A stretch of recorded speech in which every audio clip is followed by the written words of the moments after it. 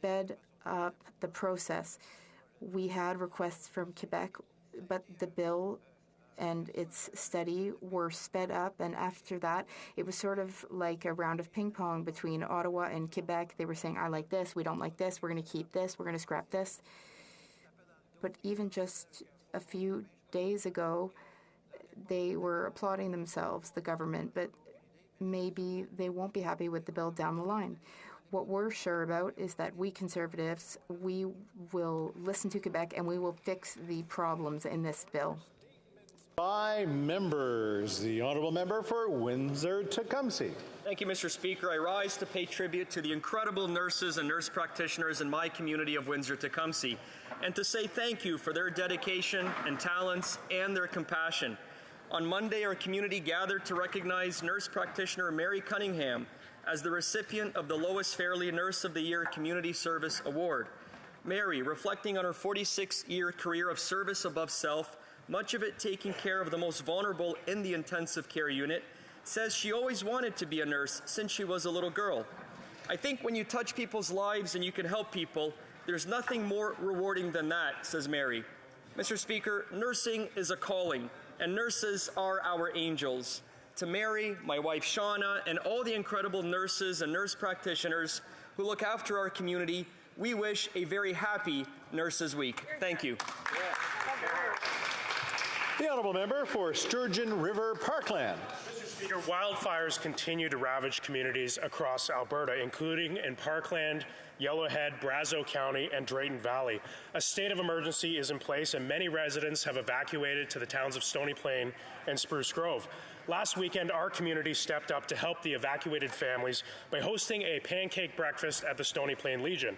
I would like to thank all the volunteers who showed up, including Roger Hebblethwaite and Christine Alex, as well as those from the Stony Plain Legion and the Kinsman Club. I also want to thank our generous local business support, like Friesen Brothers, the Grove RV, and the Co-op, for their generous support. While there has been some rain, the situation remains volatile. I want to thank Parkland Mayor Alan Gamble and MLA Shane Getson and their teams for their leadership. And finally, I also want to thank all of the first responders, particularly our newly deployed Canadian Forces members, for their assistance at this terrible time. This is truly an all-of-Canada effort, and I am so proud of my community for stepping up to help our neighbours in their time of need. Thank you. The Honourable Member for Markham Unionville. Thank you, Mr. Speaker. Today I rise to pay tribute to all mothers across Canada who will be celebrating Mother's Day this weekend.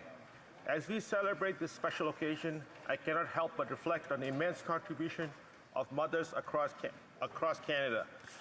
As a Member of Parliament, I'm privileged to represent the values and aspirations of my constituents, but today I want to take a moment to recognize the hard work and the dedication of my wife, Monica, who is the mother of 3 and grandmother of 6.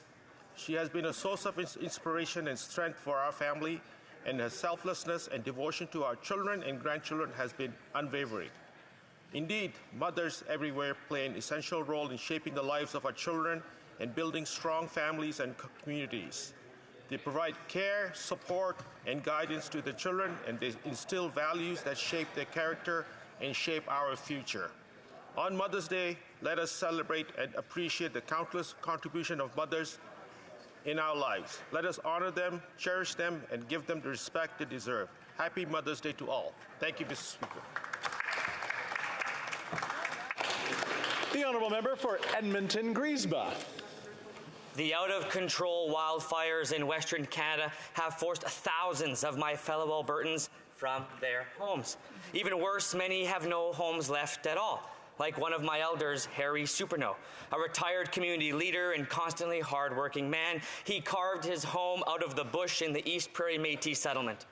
He has raised his children and his grandchildren on that land, passing down many invaluable Indigenous teachings, his home now reduced to ash. But my friends, let me be clear. This crisis is the product of the deadly combination of climate change and UCP austerity. The UCP's cuts to first responders and firefighter programs like the Rappel program have undoubtedly left Albertans with less protection. Albertans are paying for the Conservatives' dismantling and defunding of first responders. To Harry, and to folks like him, we are with you, stay strong, and we will rebuild. The honourable member for Ottawa West Nepean. Monsieur le Président, je tiens à souligner la... Mr. Speaker, I'd like to acknowledge the contribution to National Heart Day made by students in my riding from F.J. MacDonald Charlotte School, Charlotte Lemure Public Elementary School, and Mamawi Public Elementary School. This annual event, organized by the First Nations Child and Family Caring Society of Canada, is dedicated to Indigenous reconciliation. On this day, called Have a Heart, committed young people took the initiative to write to our Prime Minister and advocate for lasting and positive change in the lives of First Nations, Inuit, and Métis children in Canada. It's heartening to know that such dedicated and caring young people are fighting for justice. With their energy and determination, I'm confident that our future is in very good hands. Thank you, Mr. Speaker. The honourable member for North Okanagan Shuswap. Mr. Speaker, this week we lost another police officer and 2 more were injured in the line of duty. Sergeant Eric Mueller lost his life while working to keep his community safe. Our condolences go to his family and the entire law enforcement community, and we wish for a speedy recovery for the other officers injured. Across the country, this week in Vernon, BC, the RCMP and School District Number 22 are partnering to hold the John Mingay Memorial Youth Academy in honor of RCMP Constable John Mingay, who lost his life in an accident while on duty in 2005. The Academy provides an opportunity for candidates to explore law enforcement in a hands-on simulated police academy format. It is my hope that the candidates' experiences will lead to a bright future in law enforcement. I also hope that we as legislators can work with law enforcement agencies to draft and amend effective laws that will keep our officers and our communities safe in the future. Thank you. The honourable member for Cloverdale Langley City. Thank you, Mr. Speaker. The John and Muriel Arneson Award is granted to a couple who served together to make the township of Langley a better place through charitable, philanthropic, or other means. This year's recipients were the Township of Langley residents Darcy and Manjeet Gill. Since 1994, Darcy and Manjeet have both been actively volunteering in the community and have made a significant difference in people's lives. They are or have been involved with the Langley Memorial Hospital Foundation, Langley Meals on Wheels, BC Children's Hospital Foundation, the BC Cancer Society, and the list goes on. Even right now, every week, Manjeet delivers meals to students at HD Stafford Middle School. Our community is very grateful to this couple. Congratulations to Darcy and Manjeet on this recent recognition. Your work makes our community a better place. And Mr. Speaker, I'd like to take this opportunity to wish all mums, including mine, a happy Mother's Day. The honourable member for Brampton North. Mr. Speaker, I rise today to recognize Leo O'Brien, a resident of Brampton North, for his tireless efforts to protect the environment and the turtles that call Heart Lake home. Heart Lake Road divides a conservation area from a marshy wetland. With an increase in traffic, the community noticed a spike in deaths of wildlife on the road. So this, of course, prompted Leo into action, and he recruited a team of volunteers to do the arduous task of gathering data by tracking how many and what type of amphibians and animals were being killed by vehicles. This involved even having to scrape dead turtles off the road and meticulously catalog them. This sad and often gruesome task played a vital role in understanding the impact on the local ecology, which led to the approval of an installation of an eco-fence. A huge victory for Leo and the team of turtle troopers, but also for Bramptonians. As a community, we are fortunate to have someone like Leo, and I want to commend him for his hard work, his passion, and his unwavering commitment to the environment. I hope that his example will inspire others to take action to protect our planet. Thank you. The honourable member for Elgin, Middlesex, London. Mr. Speaker, Mother's Day is a day to celebrate and honour mothers and mother figures for the love, support and care they provide to their children and families. It is a day to appreciate the sacrifices and hard work that mothers make to raise their children and to maintain their households. The day also recognizes the many different forms of motherhood, including stepmothers, foster mothers, adoptive mothers, and grandmothers. Mother's Day is essential because it promotes gratitude, respect, and love towards the most important women in our lives and strengthens the family bond. It is also important an opportunity to reflect on the importance of our maternal figures and the impact on our society. On a personal note, it is a day that I reflect on the love of my family, my children who have made me the woman that I am today and have given me the reason to fight for this country. And to my own mother, I love you. I thank you for always having my best interests and for the love and support that you've always provided to me. I know you are watching today, so to you, happy Mother's Day, Mom. And so to all of the mothers abroad and here in Canada, happy Mother's Day to all. Yeah.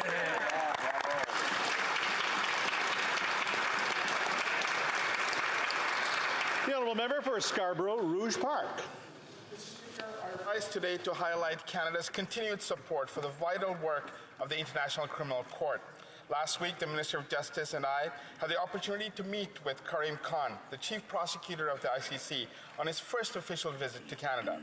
Since its inception, Canada has been a leader in supporting the ICC, and we continue to support its efforts in bringing those who commit atrocity crimes to justice. Victims, survivors, and their families deserve to know the truth and have a path towards justice. While much work remains ahead, I'm encouraged by the leadership and the relentless commitment of Karim Khan towards pursuing accountability. I would like to thank and salute Karim Khan and all of the staff at the ICC for their tireless efforts to ensure that independent and impartial investigations are undertaken and the pursuit of justice is at the center of their work. Thank you, Mr. Speaker. Great job. The honourable member for Edmonton Manning. Mr. Speaker, as wildfires rage across Alberta, the people of Edmonton have opened their doors and their hearts to those fleeing the devastation. Adversity brings out the spirit of community adopted by the pioneers who settled our province in the face of much hardship. Many times we have no control over the situations we find ourselves in, but we can control our response. Canadians come together in a crisis. We support each other because that is the Canadian thing to do. Albertans and Canadians understood the need to work together. I'm grateful to those across the country who have traveled to Alberta to aid the firefighting efforts. On behalf of everyone in Alberta, I want to thank those from other provinces and territories for standing with us to fight the wildfires. I hope the federal government will do the same. Thank you, Mr. Speaker. The honourable member for Oshawa. Mr. Speaker, under this Prime Minister, life in Oshawa costs more. Housing is through the roof, food costs are up, and this tired, expensive government is out of touch. While Oshawa seniors struggle, this Prime Minister takes his private jet to New York to take selfies with his rich friends or to one of 5 vacations this year alone. Who pays for this Hollywood lifestyle of his? Canadians and his Trudeau Foundation donors, of course. While this Prime Minister lives it up, seniors are paying twice the amount for rent and have to choose between food and energy. And with his new carbon tax, gas will go up another 41 cents per litre. To make things worse, the Liberals' catch and release justice makes our streets less safe, and by decriminalizing hard drugs, we are seeing record overdose and violent crime skyrocketing. Why won't he put the needs of victims ahead of the rights of repeat violent offenders? Mr. Speaker, Oshawa needs a Prime Minister who works for them, not this Prime Minister who is out of the country, out of touch, while Canadians are out of money. The Honourable l'honorable député de Sherbrooke. Monsieur le Président, je joins ma voix à... Mr. Speaker, I join my colleagues who are concerned about Conservatives' Bill C-311, which attempts to reopen the abortion debate. Our government will always protect access to abortion and affirm that it's an essential right for women's health. Budget 2023 committed $36 million to Health Canada to renew the Sexual and Reproductive Health Fund and ensure access to sexual and reproductive health care for vulnerable populations across the country. Since 2015, we invested more than $500 million in international assistance for reproductive health and expanded access to the abortion pill. In Canada, our mothers fought hard for their rights until abortion was decriminalized in 1988. But the fight for women's rights is far from over. On this side of the House, it's unequivocal. We're proudly pro-choice, and we always will be. The honourable member for North Island Powell River. Hearing a parent say to you, once they are dead, there is no helping them, is terrible. Across Canada, so many people have lost their loved ones to the toxic drug crisis. In the past 6 years, nearly 25,000 Canadians have died of apparent overdoses. Moms Stop the Harm are fighting back in the name of their precious children, the ones that they have lost, using all of that pain to take action for every opportunity to save a life. A recent report by the Mental Health Commission of Canada and the Canadian Centre on Substance Use and Addiction found that fewer than 1 in 4 people with problematic substance use accessed services. Many constituents have talked to me about safe consumption, knowing that Safe Supply is there to address what is killing their loved ones, the toxic drug supply. This is not a treatment for addiction. It is an intervention to keep people alive. That's right. There is nothing I would not do to keep someone alive long enough to consider treatment. To save lives, we must stop the stigma.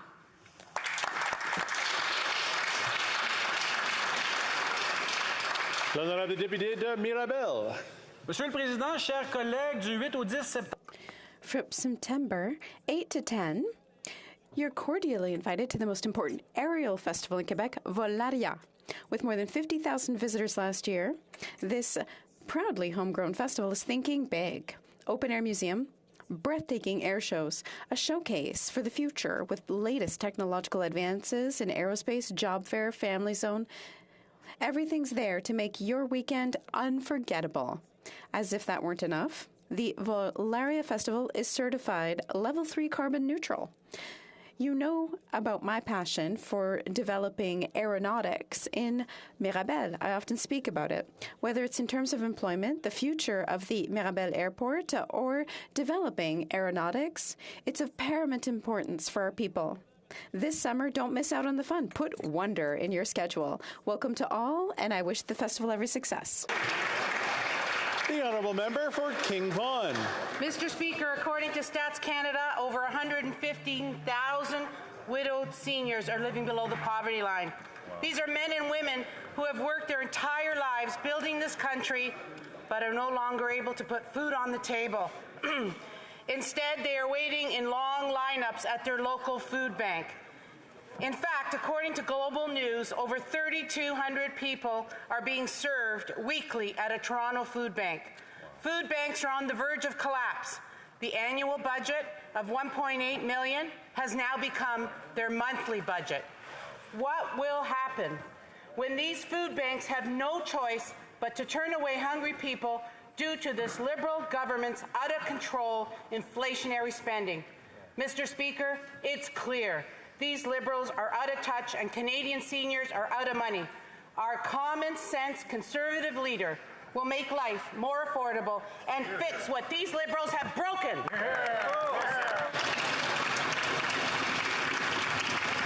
The honourable member for Milton. Thanks, Mr. Speaker. Yesterday was such an important day for Canadian sport. Our government announced reforms to the Canadian sports system that will improve governance and accountability, increase athlete engagement and decision-making, and enhance safe sport practices right across our country. Canadians love sport. It keeps us happy and healthy and ensures that our communities are active, connected, and engaged. The changes announced yesterday will ensure that sport continues to be that healthy, happy place for kids and all participants right across our country. Through the Community Sport for All initiative, our government has partnered with organizations like Participaction, Canadian Women in Sport, Kids Sport, Spirit North, and Canadian Tire Jumpstart, and the results are incredible. Hundreds of thousands of additional children have had opportunities to learn physical literacy skills, meet new friends, and set new goals because our government's investments in affordable and accessible community-level sport programs from coast to coast to coast. Last month, I had the chance to go to Canmore, Alberta, and visit Spirit North to see firsthand how they're working with First Nations communities and leaders to bring sport and traditional activities to Stoney Nakoda youth and Indigenous kids right across Canada. I love to see it, Mr. Speaker, and the weather is great, so let's get out and play. A little reminder to folks who have their cell phones near the microphones, just make sure that we put them on our seats when we're up speaking, just so there's no feedback in the sound system for our interpreters. Oral questions, question orale. The honourable member for Leeds, Grenville, Thousand Islands, and Rideau Lakes. Canadians are unable to access basic services, and our streets are being roamed by violent, repeat offenders, and housing and food costs are out of control. And where's the Prime Minister been? Well, so far this year, he's been on 5 luxury vacations. It's as if he doesn't care at all. So is the Prime Minister's only interest in Canada that Canadians are picking up the tab for these luxurious vacations? Honourable Government House Leader. Mr. Speaker, as the member knows, the Prime Minister did go on vacation in Christmas with his family to a friend's house. The member's opposite obsession with the Prime Minister personally is, of course, driven by a partisan interest. But, Mr. Speaker, there are a great number of things in front of this House that have an enormous impact on Canadians' day-to-day life. Whether or not it's our dental care plan, whether or not it's the investments we're making in housing or to lift people from homelessness. Mr. Speaker, I would say that there's a lot better issues to be focusing on. Honourable Member for Leeds, Grenville, Thousand Islands, Rideau Lakes. These Liberals are out of touch. Canadians are out of money, and often we find that the Prime Minister is out of the country. And meanwhile, an entire generation of Canadians have given up on ever owning a home. So while the Prime Minister is jet-setting and spending 3 months' average rent on a single-night hotel room, Canadians are wondering whether or not they're going to be able to keep the lights on and be able to feed their families. So when will the Prime Minister step out of the luxury suite and step up for Canadians? The Honourable Minister of Housing, Diversity and Inclusion. Mr. Speaker, the reason why they're focusing on the Prime Minister is to cover up for their lack of a housing plan. We've been working hard every single day to make sure that more and more Canadians have access to a safe and affordable place to call home. We've put investments in place to help renters to pay the rent. We've put investments in place to build more supply. And what do? They vote against it, come to this House, focus on the Prime Minister, and then pretend to care about housing, Mr. Speaker.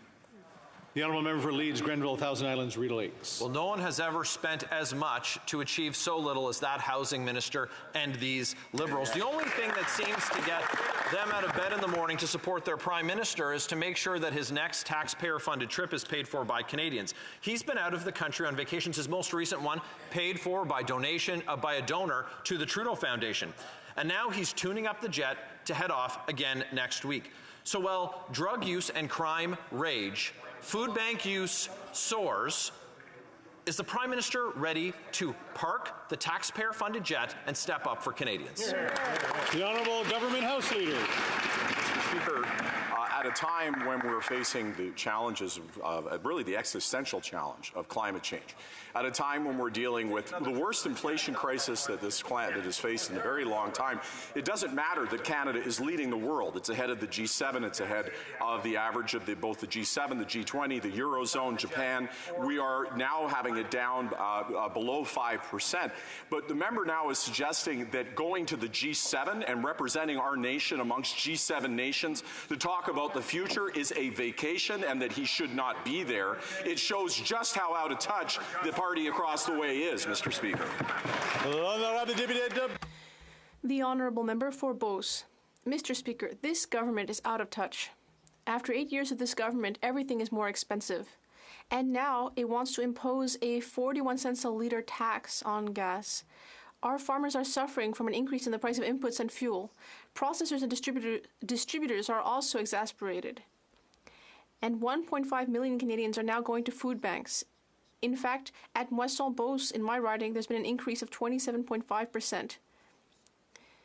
The government's role should be simple, to ensure that Canadians can put food on the table. When will this government understand that enough is enough? The Honourable Minister of Agriculture. Thank you, Mr. Speaker. My colleague should know that our government is there to help farmers. We have improved the advance payments program, which enables farmers to get no-interest loans of up to $350,000. We have also improved our program for good agricultural farm practices, and we have also signed with Quebec and the other provinces and territories our partnership agreement. $367 million for Quebec. Thank you. The Honourable Member for Beauce. Mr. Speaker, I think the Minister has her head in the clouds, because what Canadians want is tangible solutions to the crisis and the cost of living. This government prefers to increase taxes and watch Canadians starve. There is a very clear report on food prices for 2023. A 4-person family will have to spend $1,065 additional to feed themselves. When will this government show some good sense? When will it commit to not imposing more taxes? I want a date, Mr. Speaker. The Honourable Minister of Agriculture. Mr. Speaker, I'm not sure my colleagues saw this, but last week I called upon a new bid for tender for the local food initiative. This is a fund that will help community gardens, community greenhouses, food banks, seniors programs, everyone who is involved in our food system on a local and regional level. All those stakeholders can now submit their financial projections all through the Agriculture and Agri-Food Department. The Honourable Member for Saint-Jean. Mr. Speaker, it's hard to follow what the Liberals are saying about the Century Initiative and its objective of increasing the population to 100 million. On the one hand, they say they reject the initiative, but on the other, they are refusing to support our motion, which rejects the initiative.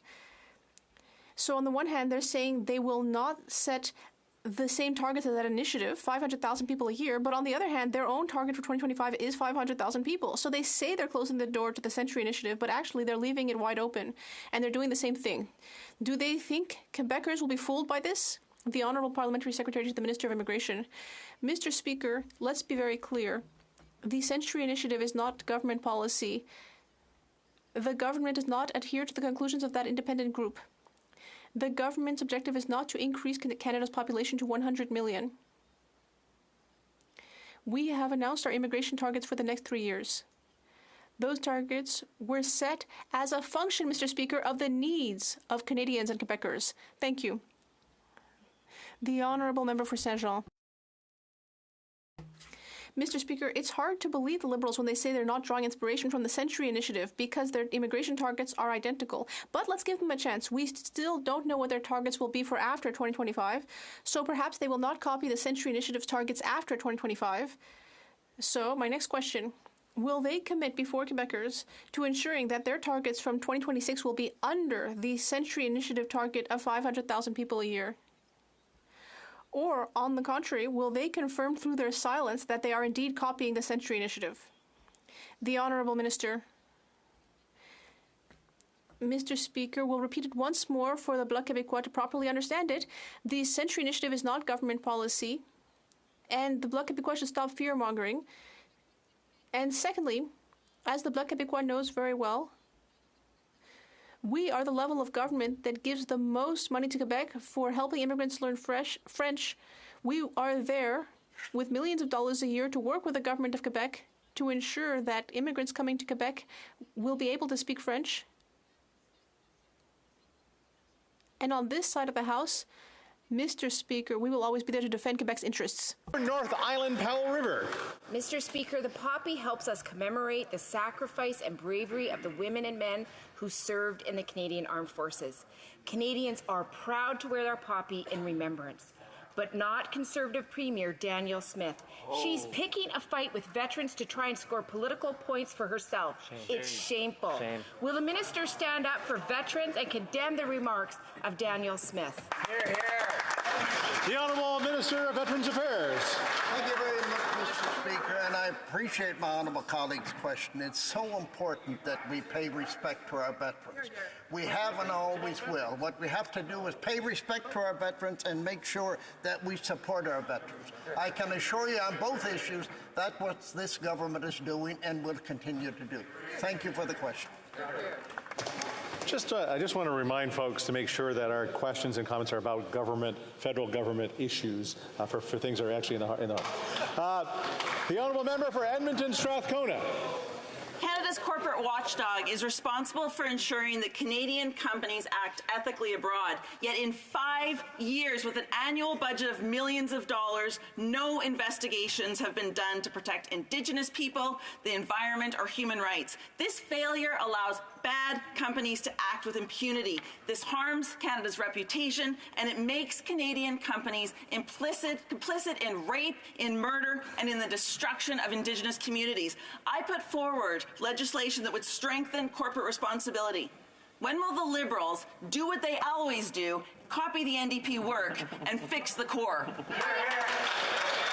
The Honourable Minister. Mr. Speaker, I want to thank the honourable member for this, for her question. At the very heart of Canada's trade policy is an inclusive trade policy. At the very heart of our policy is responsible business conduct. We, for the very first time, appointed a ombudsperson for corporate responsibility. She has set up shop. She is doing her work. I look forward to working with my honourable colleague and with all members here to ensure that Canadian businesses operating anywhere around the world is operating with those high standards led by Canadian values. Thank you, Mr. Speaker. The honourable member for Selkirk, Interlake, Eastman. Mr. Speaker, instead of addressing their passport and immigration backlogs, these Liberals are disrespecting our veterans and Canadian Armed Forces who protect our sovereignty and freedom. The government's useless and unnecessary passport redesign will erase the image of Vimy Ridge, the place where Canada came of age and first fought as a unified force. How do these Liberals explain to our veterans and Canadians who served our country that their sacrifice is not even worth one page on our passports? The Honourable Parliamentary Secretary to Immigration. Thank you very much, Mr. Speaker.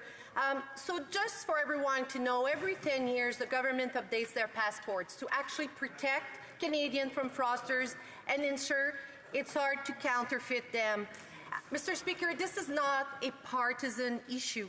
This is about ensuring Canadians get the most secure and reliable passports they can use around the world. And the Conservatives just don't get that. For Selkirk, Interlake, Eastman. Well, that member doesn't get it, that we get to sit in here because of the sacrifice made by our veterans. That's right. The brave Canadians who served at Vimy Ridge are not the only ones that are getting caught up in the Liberals' cancel culture. From Terry Fox to Nellie McClung, famous Canadians are being erased from our passports. With our rich history and culture, you would think that the iconic beaver might actually get a mention in this passport, but instead they went with squirrel holding a nut. Does this government really think that all Canada has to offer are underrepresented rodents? The Honourable Government House Leader.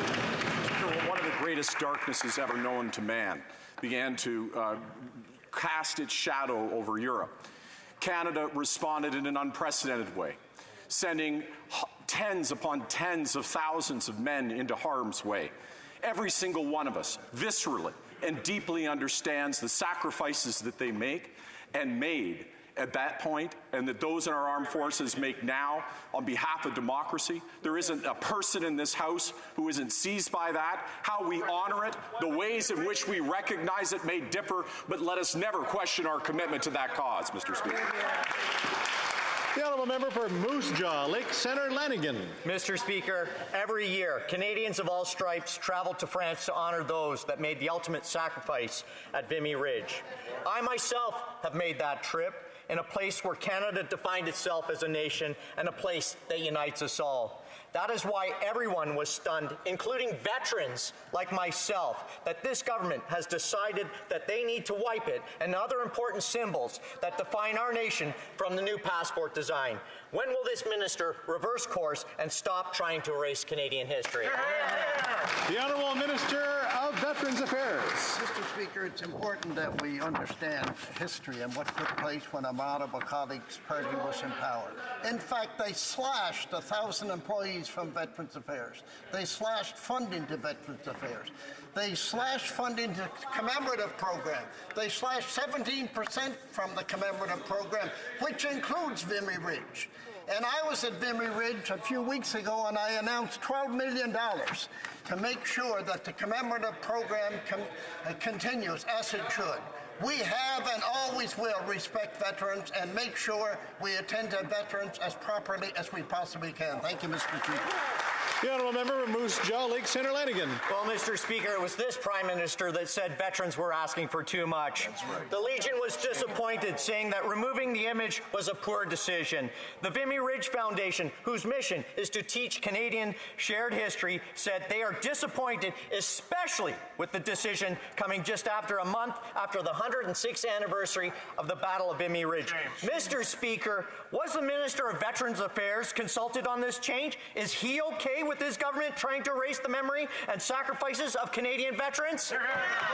The Honourable Minister of Veterans Affairs.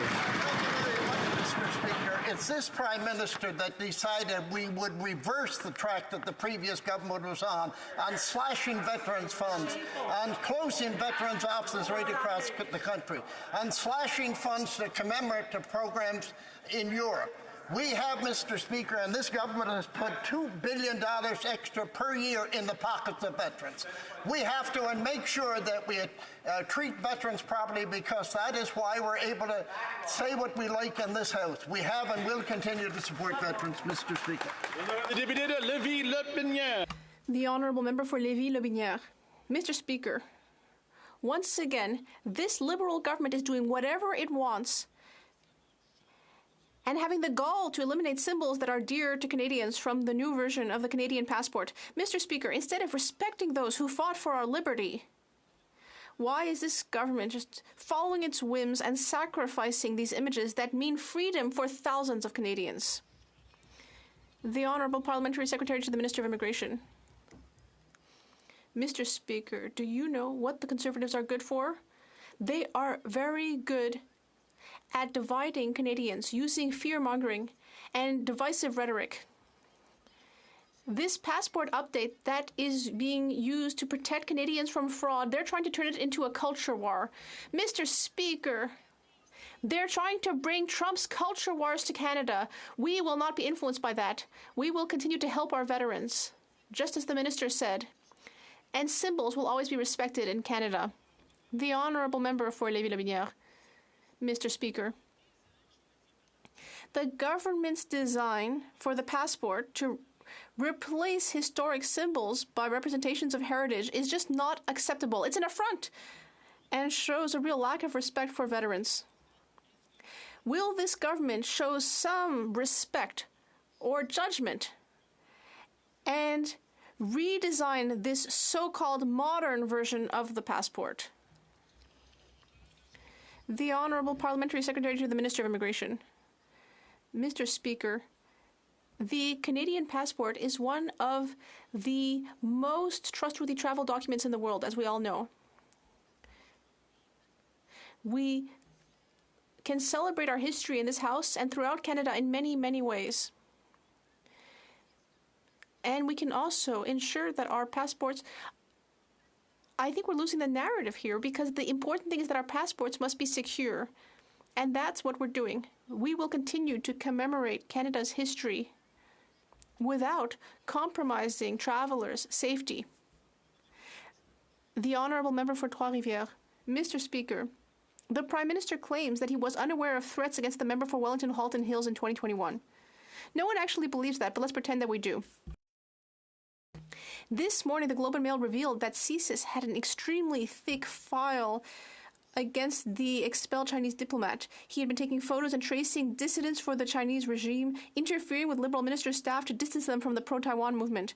According to the Globe and Mail, Global Affairs and the PMO knew all that since 2020. Why did they wait until this Monday to expel the diplomat?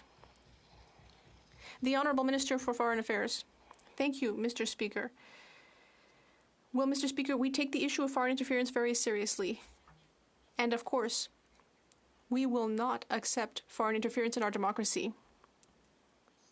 That's why, after thoughtful reflection, after balancing all the various possible consequences judiciously, but also considering our principles and with pragmatism, we decided to act. We took a decision after calling in the ambassador, and we decided to expel the Chinese diplomat in question, and that was the right decision. The Honourable Member for Trois-Rivières. Well, Mr. Speaker, not only are the Liberals asking us to believe that they didn't know anything about the threats against the member for Wellington-Halton Hills in 2021, they also say that they weren't aware of the other regrettable actions of this diplomat, even though that was known since 2020. And they're also telling us that they didn't know that the diplomat was being closely surveilled by CSIS since 2019? I mean, really, Mr. Speaker, the Liberals clearly don't want to act against Chinese interference or cast light on the situation. When will there finally be a public and independent inquiry? The Honourable Minister. Mr. Speaker, I know that my colleague has been following what's happening in this file. He knows that a special rapporteur was appointed, the former Governor General, David Johnston, who is doing his work, and we should let him do his work. He will be coming back to us with recommendations. The Minister for Public Safety is following this closely. And on our side, based on the facts that have been discovered, we decided to declare that this diplomat was persona non grata. Member for St. Albert, Edmonton. Mr. Speaker, for 3 years, this government knew that a diplomat at Beijing's Toronto consulate was spying on Chinese Canadians and sending information back to Beijing's secret police. At the same time, this government knew that the very same diplomat was targeting a sitting member of parliament. And for 3 long years, this government did nothing.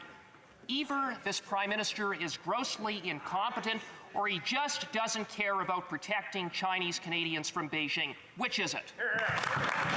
The Honourable Parliamentary Secretary. Thank you, Mr. Speaker. Mr. Speaker, when a foreign government comes at one of us, it comes at all of us. While Conservatives try to politicize and play partisan games, we are taking real action to keep Canadians safe. Mr. Speaker, you have a government here that cares, a government that works off our Canadian values with empathy. And we want to ensure that all members of Parliament move forward working together with our family, our friends, our neighbours, based on those very values. Mr. Speaker, in conclusion, I say this to the members opposite. Let's all consider our responsibility to our citizenship versus our responsibility to our politics. Thank you, Mr. The Honourable Member for St. Albert, Edmonton. Mr. Speaker, that answer is an insult to Chinese Canadians. This government expelled one Beijing diplomat after they got caught doing nothing. But it gets worse. According to national security sources, CSIS has provided this government with a list of other Beijing diplomats identified for expulsion because of the threat they pose to Chinese Canadians. How many names are on that list? How many more warnings from CSIS is this government ignoring? Minister of Foreign Affairs, the Honourable Parliamentary Secretary. Mr. Speaker, we take the issues of foreign interference extremely seriously. In fact, we took this issue so seriously, we started implementing measures as soon as we took office, something I'd like to remind Canadians Conservatives never did.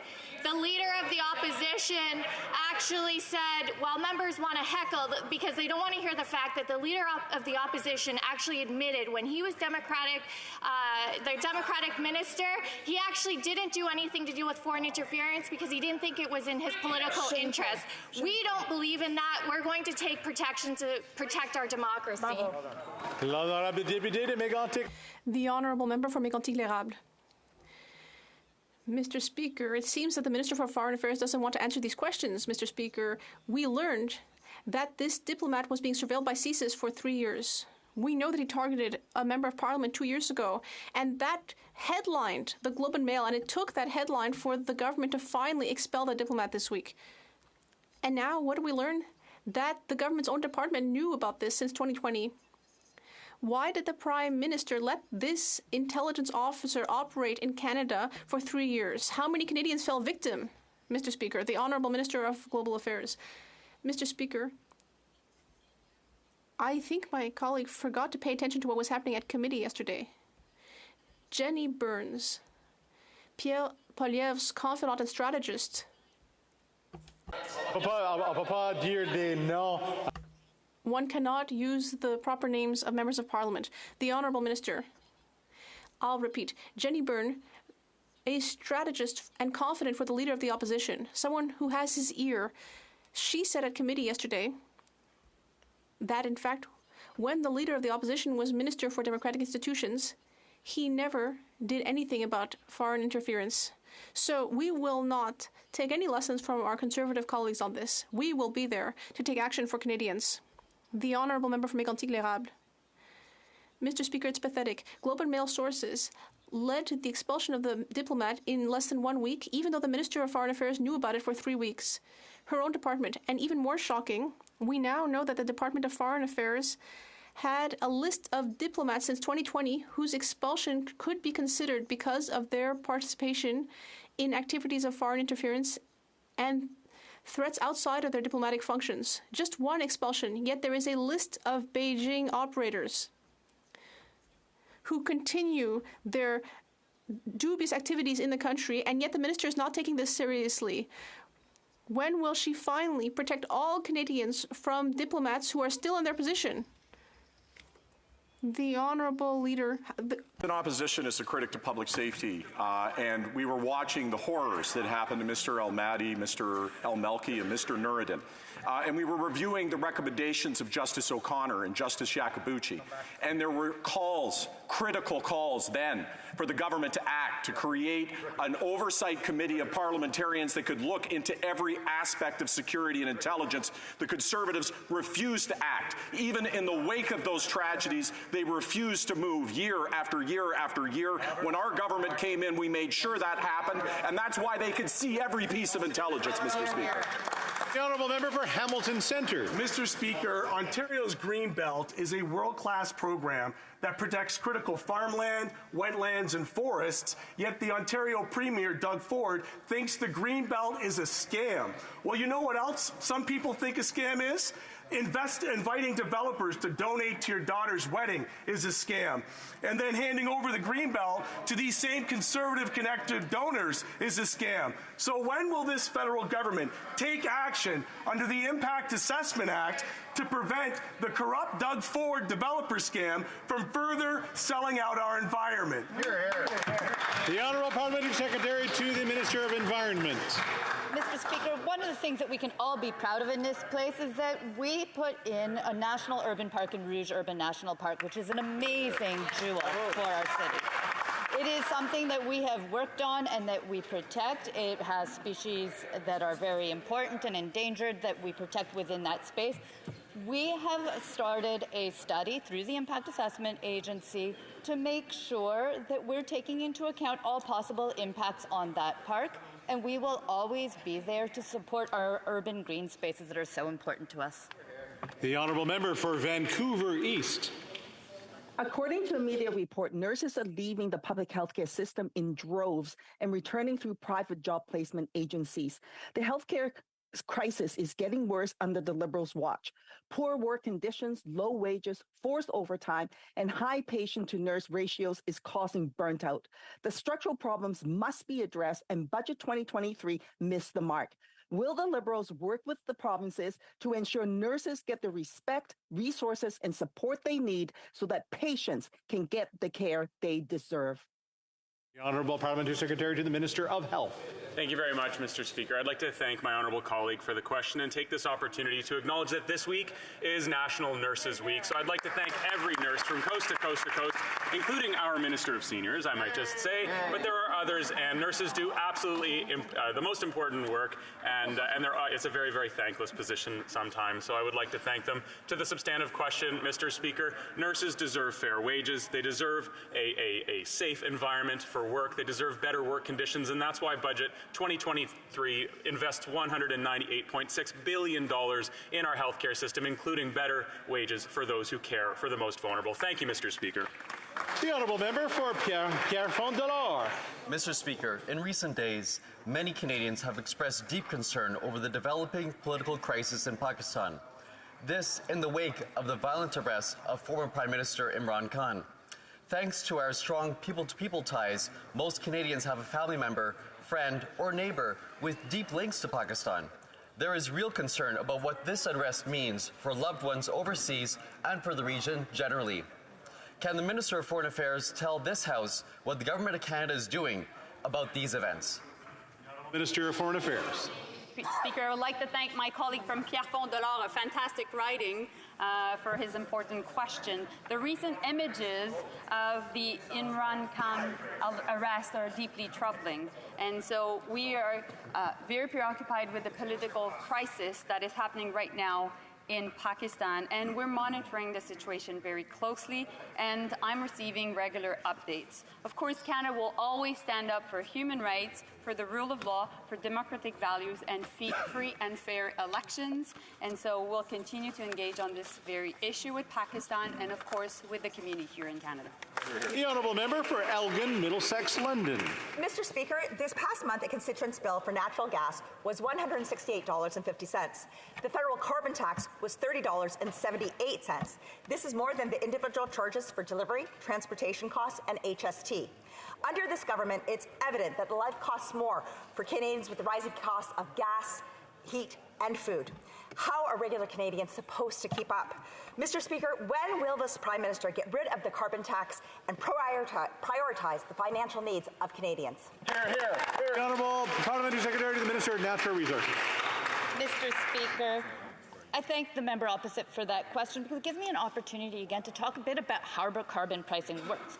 And let's be clear that the way that carbon pricing works is that every bit of that money that comes through the carbon price is returned to the province. That is to the families in the province, as well as to the hospitals, the schools, and the cities in the province of Ontario. Every penny goes back. Supports people in her community. We as a government are, in addition, providing supports to Canadians, be it through the dental benefits, be it through childcare, be it through the child benefit. We are there to support Canadians. The Honourable Member for Calgary Rocky Ridge. Mr. Speaker, the cost of government is driving up the cost of living, and now the Liberals plan a 41-cent a litre tax on gas, groceries, and home heating. Liberal deficits are driving up inflation, which means higher interest rates, which make mortgages more expensive and harder to qualify for. Prices have doubled, down payments have doubled, rents have doubled, and new housing construction is falling because of high interest rates and red tape. When will this government stop increasing taxes, stop its inflationary deficit, and let the builders build? Honourable Parliamentary Secretary to the Minister of Finance. Speaker, it's a little hard to take Conservatives seriously when they talk about affordability, when we have several affordability measures that are in front of the Finance Committee right now, and instead of talking about those measures, they've turned them away. They've been filibustering for 23 hours. Food banks were scheduled to visit us. We wanted to hear from them. The Bloc wanted to hear from them. The NDP wanted to hear from them. The Cons, they wanted to talk to themselves. Stop the filibuster, let's get to work. There you go. The Honourable Member for Langley Aldergrove. This Prime Minister's tax and spend policies are driving up the cost of everything, and now he has plans to push the tax on gas to 41 cents a litre. What happened to his promises to help the middle class? Like Brandon from Langley, who wrote to me recently, I am one of many middle-class citizens getting pushed down to the lower class. So here's my question for the Prime Minister. Will he reverse course? Will he stop the never-ending tax increases and finally stand up for the middle class? The Honourable Parliamentary Secretary. Mr. Speaker, there's one thing that we know for certain. When it comes to Canadians, Conservatives will always hold them back. They voted against the CCB, they voted against dental care, they voted against rental supports, they voted against everything, including childcare at a certain point, Mr. Speaker. They tore up the agreements from the previous government when we were in power. Mr. Speaker, what we know about Conservatives is during their time, 2.7 million more Canadians were in poverty than they are today. We have 450,000 more children out of poverty today than when they were in power. Mr. Speaker, they keep holding Canadians back. We're lifting them up. Bravo. The Honourable Member for Montmagny-Lillette, Kamouraska, Rivière-du-Loup. Mr. Speaker, Canadians can't take it anymore. We've said it again and again in every way. But this Prime Minister, what's he doing? Well, he plans to further increase the carbon tax, which, contrary to what he says, will have consequences everywhere in Canada and especially in Quebec. Now, everyone will be impacted by this. Farmers and truckers will have to pay even higher costs, which means that all Canadians at the end of the day will have to pay the price and pay more. So will this Prime Minister wake up and drop his disastrous policies? The Honourable Parliamentary Secretary to the Prime Minister. Mr. Speaker, I can reassure my colleague across the way that our government has not stopped working tirelessly and relentlessly to help Canadians. Mr. Speaker, as you know, in the 2023 budget, we have measures to tax the wealthiest Canadians. We are moving ahead with our 2% stock buyback tax and taxing dividends. Mr. Speaker, we're ready to do all that. And what are the Conservatives doing? Well, they're blocking, obstructing, filibustering. Mr. Speaker, I encourage my colleagues to get to work. The Honourable Member for Jean-Pierre. Mr. Speaker, the federal courts are short 85 judges, which is leading to stays of proceedings against criminals. That is the warning of Richard Wagner, Supreme Court Chief Justice, in a letter obtained by Radio-Canada. Liberal ministers are accountable for these delays because they have always interfered with appointments. They filter candidates through Elections Canada data to find Liberal donors. They consult with each other among Liberals to find out who's part of the Liberal family. When will they stop wasting time on partisanship and appoint missing judges based on their qualifications? Minister of Justice. Merci, Monsieur le Président.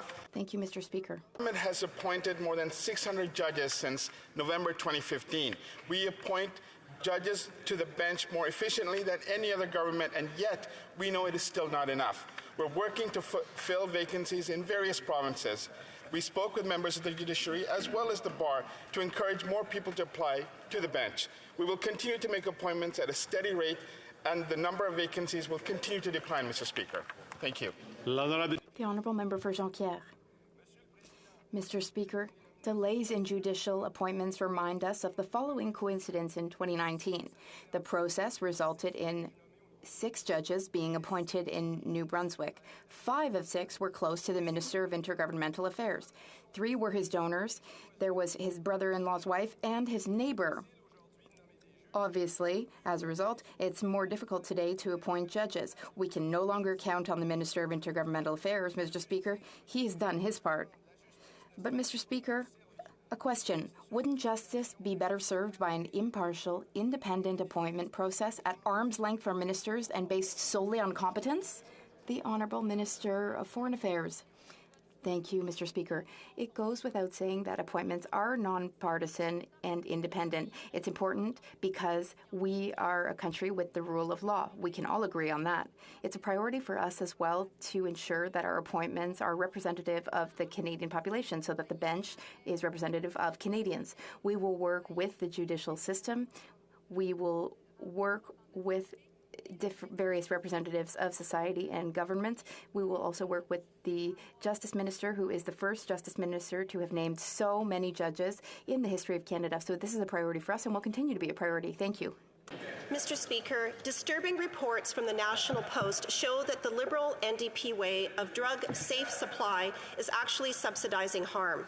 It states the government's approach has, quote, caused the street price of hydromorphone, the primary opioid dispensed at safer supply sites, to drop an estimated 70 to 95% in cities with safer supply programs, unquote. This illegal resale market is flooding streets with dangerous drugs. When will the Liberals stop these black markets and end their harmful drug policies? Honourable Parliamentary Secretary to the Mental Health Minister. Thank you, Mr. Speaker. Our government takes diversion of regulated substances very seriously. This is a very worrisome issue, and this can apply to all prescription medications and safe supply substances. Healthcare professionals, as well as those who manage safe supply, must follow federal policy on regulated substances, including rules to prevent diversion. We will continue to prioritize this and take necessary action as needed. Colonial Lake Country. Mr. Speaker, it's disturbing to see that member not take seriously the addiction and drug overdose deaths that are continuing to rise. Shame. It's being reported patients take their government-supplied drugs off-site, and this is fueling a new black market that is driving street drug prices down. Physicians are saying this is even leading to a rise in new addictions, particularly among youth and individuals in recovery.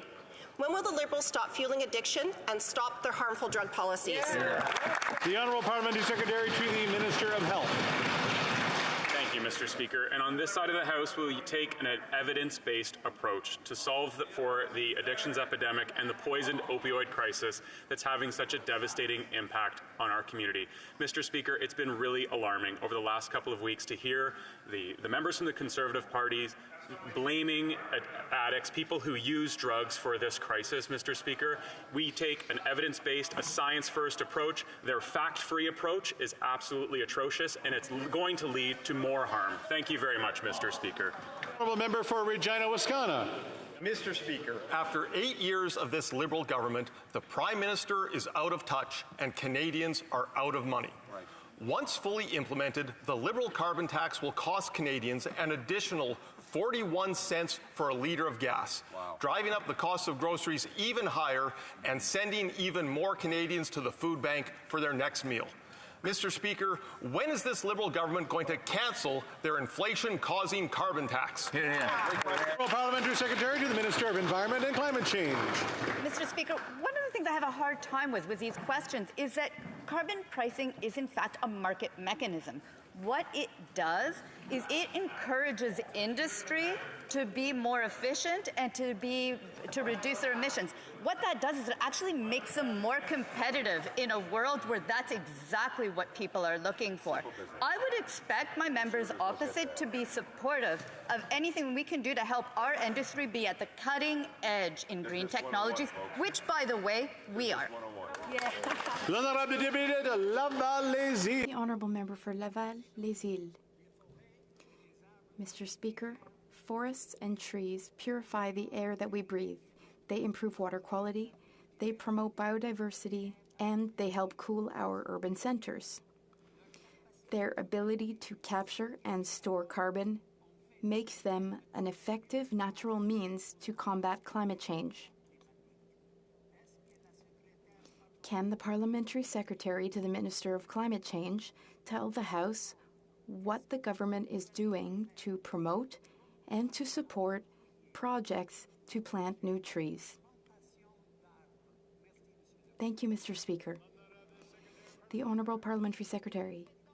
Mr. Speaker, I thank the member for his question. We know that one of our best allies in the fight against climate change is nature. On Wednesday, at the Montreal Climate Summit, Canada's Minister of the Environment and Climate Change announced a $40 million investment from the federal $2 billion tree program in 3 projects that will plant a total of 275,000 trees in Montreal and in Vaudreuil-Dorion.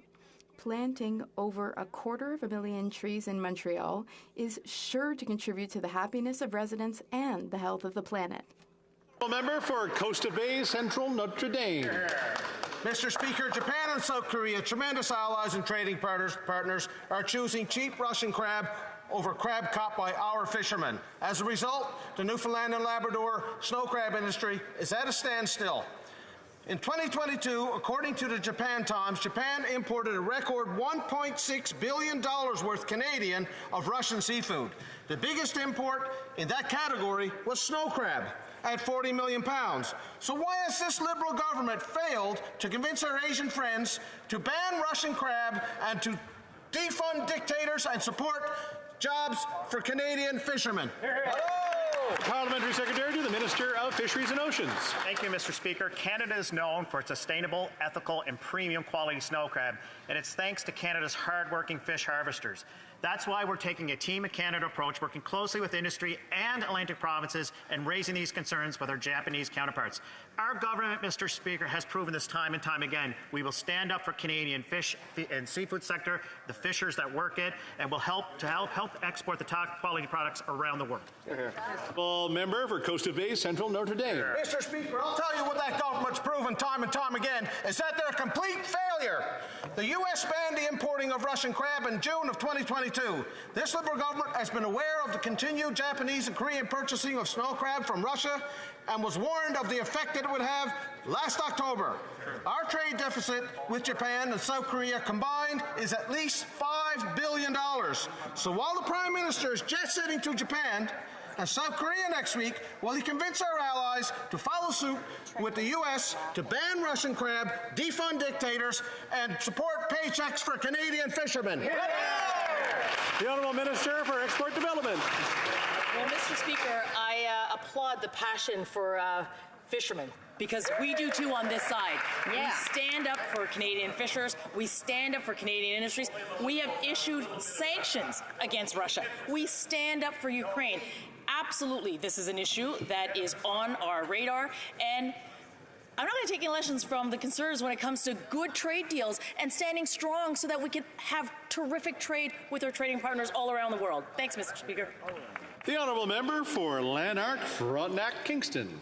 Mr. Speaker, meeting notes obtained via access to information reveal that the union representing prison staff is alarmed that at Corrections Canada's existing prison farm, staff are required to work with inmates after hours in unsafe conditions that include being alone and unaccompanied and being denied the personal paging devices necessary to call for immediate backup. The union's fears include, and I quote, the potential for assault and hostage-taking. If the government can't provide safe working conditions at its existing relatively small prison farm, how will it do so at its planned vast new goat and cow milking operation? The Honourable Parliamentary Secretary. Thank you, Mr. Speaker. And it's a good opportunity right now, and I appreciate the question, to reflect on a lot of the work that the minister is doing right now, this being one of them, working with our partners to ensure a lot of what the minister or the member brings up is being dealt with. Thank you, Mr. Speaker. The Honourable Member for Kitchener-Conestoga. Mr. Speaker, sports development of children, fostering physical fitness, teamwork, discipline, and resilience, while also promoting overall health and well-being. And our Canadian athletes contribute to our national unity, cultural diversity, and pride. Can the Parliamentary Secretary to the Minister of Sport tell this House, the parents who have children participating in sports, and our athletes at the national and international levels, the strong measures our government is taking to ensure responsible cultural change Canadians want to see in sports, a culture that will benefit the safety and well-being of our athletes and lead to more success as a system. Honourable Parliamentary Secretary to the Minister of Health. Thanks very much, Mr. Speaker. Yesterday was a really important day in Canadian sport. Our government announced reforms to the Canadian sport system, which will contribute to sustainable culture change through improved governance and accountability, increased athlete engagement and decision-making, and enhanced safe sport measures right across our country. Better diversity and athlete representation on boards with term limits and resources for athletes to ensure that they get the governance training that they need to be active and productive members of each board. I'd like to thank every athlete and participant who has stepped up bravely to tell their story, contributing to these sport reforms. Mr. Speaker, this has been a heavy lift and a team effort. I want to thank everybody involved. It's a great day for Canadian sport. Honourable Member for Edmonton-Griesbach. Sudanese Canadians in my riding, Inam and Hani, have been pleading with this government for help. Their families are stuck in Sudan amidst violence, and the government is nowhere to be found. This government's disorganized evacuation program left people behind with restrictive criteria. Now Inam and Hani agonize over whether they will ever see or hear from their loved ones ever again. Will this government expand and broaden the special immigration measures to allow Sudanese Canadians to bring their loved ones to safety? Honourable Parliamentary Secretary to the Minister of Immigration. Thank you very much, Mr. Speaker, and certainly I thank the member for his question. The situation in Sudan is highly volatile, and we are deeply concerned for the safety of Sudanese people. That's why we've announced that we are introducing immigration measures to support Sudanese nationals in Canada who are unable to return home. We're also providing facilitative measures and expediting process of their application free of charge, Mr. Speaker. We are ready to help the people of Sudan and help their family here. Merci. The Honourable Member for Richmond, Arthabaska. Mr. Speaker, newcomers to Canada who apply for permanent residency wait for endless months for the decision that will give them this coveted status. When they finally receive an email telling them that they have been accepted, well, I don't need to tell you that it is a great joy for them. However, there is one problem. Although it is 2023, with all the technology and the amount of civil servants we have, the government takes between 4 to 8 months to produce and mail the permanent resident card that allows them to obtain the services that they need and are entitled to. Can the Prime Minister tell us whether we can expect a simple directive to be sent to the department so that they provide the resident card at the same time as the confirmation of permanent residency? The Honourable Parliamentary Secretary to the Immigration Minister. Mr. Speaker, I thank my colleague for his question. We need to be very clear. We are doing everything we can to reduce waiting times and processing times in permanent residency applications. But we also have returned to our 60-day service standard, and in 2022, we welcomed over 437,000 new permanent residents, which is a record since 1913. So, Mr. Speaker, this is good news for Canada. We have modernized the immigration system in Canada, and this modernization means we are doing things well to return to our service standards. We will continue to help those who want to come to Canada, and we will help them as fast as we can. Thank you, Mr. Speaker. Thank you. A point of order from the honourable member for Red Deer Lacombe. Thank you. Thank you very much, Mr. Speaker. During question period today, the member for Burnaby North Seymour used language referring to another political party here in a pejorative term. Mr. Speaker, I encourage you to look at the record. If this is the new standard in the House, I'm looking forward to the various things I'll be referring to his party with. I believe we will review that, but I will remind folks that we have Liberal Party, Conservative Party, Bloc Québécois, New Democratic Party, so the Green Party. So we all have our names. The Honourable Parliamentary Secretary. Let's not just have a random accusation. Like if I said something, let's hear what I said. Let me feel it. The honourable member at the end of the question, the honourable member said cons rather than conservatives. So maybe the member just retracted and we can move on. No? Okay. You need to apologize? Yeah, the honourable member. If I'll retract it, and if I hurt that member's feelings, I truly apologize. Okay. Just a reminder to use the best terms we possibly can. The honourable member for New Westminster Burnaby. Thank you. I need to hear this, guys. Speaker, I appreciate your efforts in keeping order in the House. There was a comment during question period. I just wanted to clarify. Talking about our nation's veterans and how we support them in the public is absolutely a matter for discussion in this House. Yeah. The poppy, that powerful symbol of support for the sacrifice of our nation's veterans, is also a very appropriate issue to raise in the House. And Conservative Premier Daniel Smith's despicable comments about poppies and veterans is absolutely appropriate to raise in the House, and Conservatives, frankly, should be ashamed of themselves. Just a full reminder to be able to talk about things that are important to Canadians and to the government of Canada are to be asked in this House, not governments in other provinces. Point of order, the honourable member for Battle River Crowfoot. Directly related to the business of the federal government, Mr. Speaker, a number of times, a parliamentary secretary, in response to questions on the carbon tax, referenced, and I'm paraphrasing, but more or less said, Canadians get every penny back that they pay into that program. So, Mr. Speaker, I would ask for unanimous consent to table the Parliamentary Budget Officer's report that definitively proves that they are wrong. I'm hearing a lot of no's on this, so we'll move on to that. So we have order. Let's go to daily routine of business. Tabling of documents. The Honourable Parliamentary Secretary. Monsieur le Président, en vertu du règlement. Mr. Speaker, pursuant to Standing Order 32.2.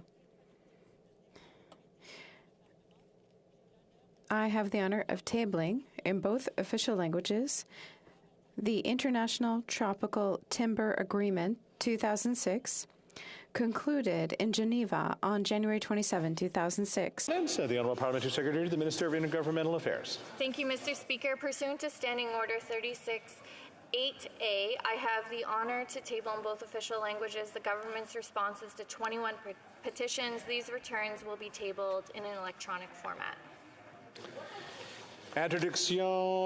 Introduction of government bills. Déclaration